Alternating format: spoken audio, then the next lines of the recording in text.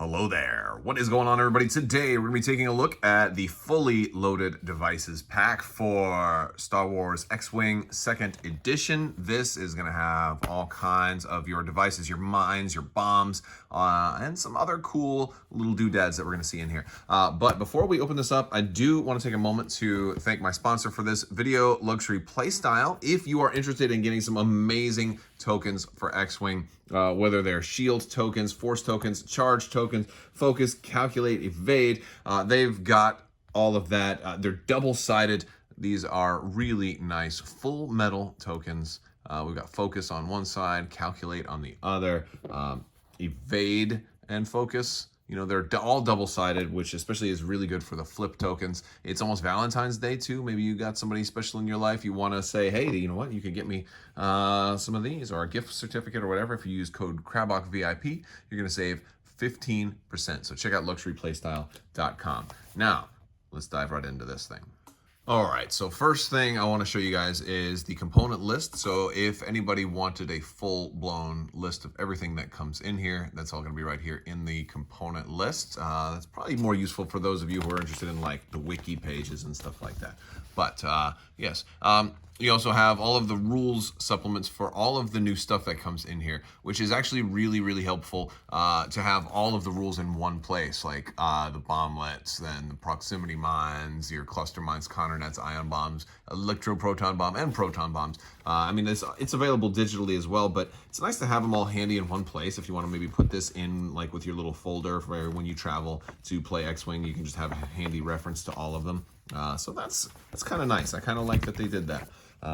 Now we have our cardboard here, and this is going to have double-sided versions of all of these. You see they're black on one side and white on the other side. So if you're running two players with the same devices, you can, of course. That's the standard, though. Extra copies of that. You've got these victory tokens here. You've got all of your other... Basically, I think every device that's in the game right now is in here, as well as a whole bunch of fuse tokens as well. And then some, of course, disarm and ion tokens as well. All right, we also have some cards. Let's take a look at the cards we get. All right, so first off, we're gonna get 2 copies of Trajectory Simulator.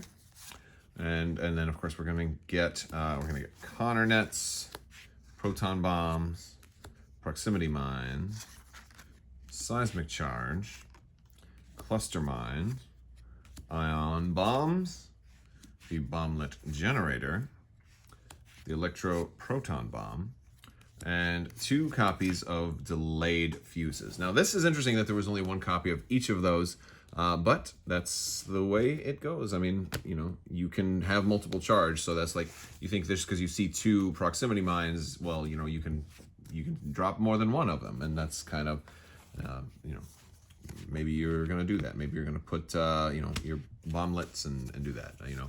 So we've got environment cards too. Now these are going to be very, very different. So we'll take a look at all of these. All right, so the first one is going to be continuous bombardment. This is going to start you with normal 6 obstacles, but you're also going to be using bomblets, ion bombs, proton bombs, and seismic charges. All of these are going to detail a setup and a special rule, and these are just, you know, fun new ways to play a game. They have this is their back of all of these cards, and so you could shuffle them if you want and just kind of randomize. You can do a lot of fun stuff. But for this one, in player order, you take turns choosing obstacles and placing them until all obstacles have been placed. And you set the devices aside, so that much is normal. Then, you know, pretty much kind of standard range 1 of each other and 2 of each edge of the play area. But during the end phase, each of the odd numbered rounds, the first player places 1 set-aside device into the play area. During the end phase of the even numbered round, the second player sets the set-aside device and puts a fuse marker on that device. And they must be placed at range 1 of an obstacle and beyond range 0 of another object, which is pretty cool. We also have munitions cache, again with 6 obstacles, and we've got cluster mines, counter nets, ion bombs, proton torpedoes, proximity mines, seismic charges. Now, it's worth noting that there's no proton torpedoes in this particular set, but since you have it in the core set, I figured they felt it was okay to go ahead and include that. You're gonna get, yeah, and of course it says proton torpedoes from the core set. Yeah, and you're gonna place obstacles. And if each obstacle is placed, put a cache on it, which you're going to be using one of those new tokens. After a ship overlaps an obstacle with a cache, draw an upgrade at random and equip it to that ship, ignoring restrictions, and then remove the cache, which is a really, really fun way to like, hey, you're still going to be, crashing into those obstacles, but maybe it's worth it. We've got Minefield. Oh, this one is super fun. All right, you're only going to use 4 obstacles, but you're going to use the cluster mines, the Conner net, and 2 proximity mines, and you're going to place an obstacle. You're going to place obstacles normally, but be on one of each other obstacle and 2 of each other. But then you're going to be placing devices as well, which is really... Now, the thing is, the devices have the range 0, beyond range 0 restriction instead of the range 1 restriction, so a little different there. Pinpoint bombardment, this one is going to also use 6 obstacles, and then it's going to also, you're going to grab the bomblet generator, electroproton bomb, ion bomb, proton bomb, and seismic charges, and in player order, each player is going to choose one of the listed upgrades and equips it to one of their ships, ignoring restrictions. I love the fun factor of being able to ignore restrictions. So that's fun. And then in player order, yes, we're going to then place obstacles normally, and then after we are done placing obstacles, each player, we're going to put a target point in the play area. When a bomb at range 1 of a target point detonates, it detonates twice instead. So you're going to get some free obstacles, and you're going to have certain kind of zones that are like dangerous zones, which make bombs blow up 2 times, which is really cool. Countdown. We're going to be using the electroproton bomb and only 5 obstacles, and each player gains 3 timers, which is fun. You're going to place the obstacles as normal, and then also place the electroproton bomb. It's going to count as one of those obstacles, and it's going to come into play with 2 fuse markers on it. And during the end phase, in player order, each player may spend 1 timer to add or remove a fuse marker from the electroproton bomb. So this one just basically changes 1 obstacle into being a proton bomb, and players have a little bit of control over when it detonates. And we've got unexploded ordnance, 5 obstacles, and then we're going to have a bomblet, an ion bomb, a proton bomb, and a seismic charge. And you're going to be placing an obstacle or a device. So beyond range 1 of each other obstacle, and beyond range 0 of each other object, and beyond range 2 of each of the play area. So this is going to be very, very cluttered.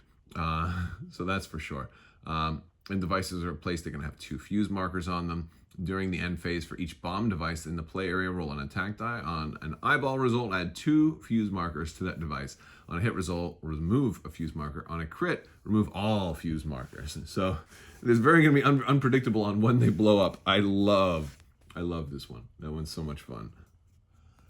All right, you guys, that is about everything from the fully loaded devices pack. This is a great option for a lot of people who are getting into the game that maybe didn't have all of the 1.0 stuff, and don't have access to maybe all of the bombs, or don't want to have to buy this ship and that ship just to get all the bombs and devices that are out there. So great pack. Plus, you know what, these new environment cards, super fun. These would be great for casual games.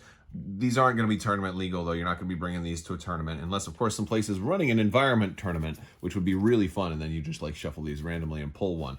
I love the idea of that, but that sounds like more of just a casual play type of event, but really like these. I'd love to hear what you guys think. Let me know in the description below. I will talk to you guys later. I want to thank you all so much for watching, and be on the lookout for a new giveaway starting very, very soon. I want to thank you again, and as always, have a great day.